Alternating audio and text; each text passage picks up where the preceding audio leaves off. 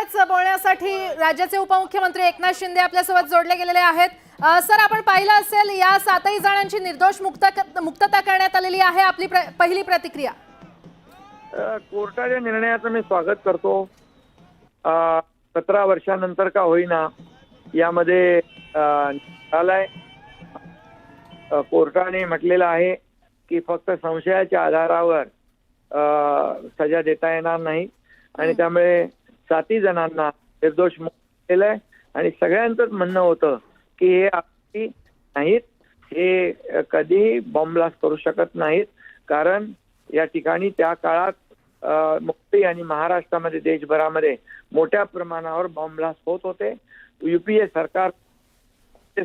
सरकार म्हणायची की आतंकवाद आणि दहशतवादाला कोणते रंग नसतो, पण मालेगाव ब्लास्टला त्यांनी भगवा आतंकवाद आणि भगवा दहशतवाद हे नावलं आणि भगव्याला आणि हिंदुत्वाला अपमानित करण्याचा प्रयत्न केला, कलंकित करण्याचा प्रयत्न केला, जनतेची दिशाभूल करण्याचा प्रयत्न केला।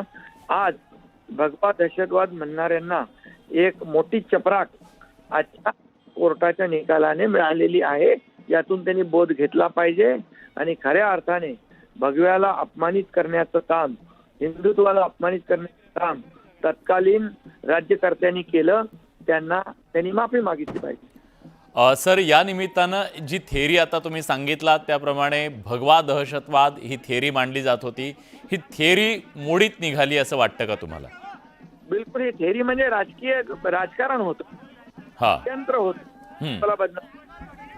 त्यामुळे हिंदू हा सहिष्णू आहे आणि हिंदू देशविरोधक कृत्य करू शकत नाही। तो देशभक्त आहे आणि देशावर प्रेम करणार हे या त्यांचं जे षडयंत्र होतं ते कोर्टाने हाणून पाडलेलं आहे। पण सर, मुद्दा शेवटी हा राहतोच की मग हे केलं कोणी, या सगळ्याचा सत्य समोर येईल की नाही? ज्याने कोणी केलं ते समोर येईल का?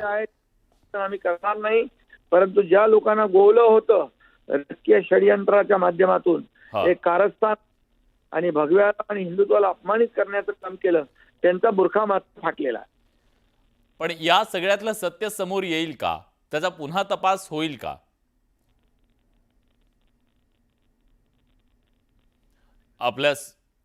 सर, माझा आवाज तुमच्यापर्यंत पोहोचतोय? नाही, काही तांत्रिक कारणामुळे आवाज त्यांच्यापर्यंत पोहोचत नाहीये।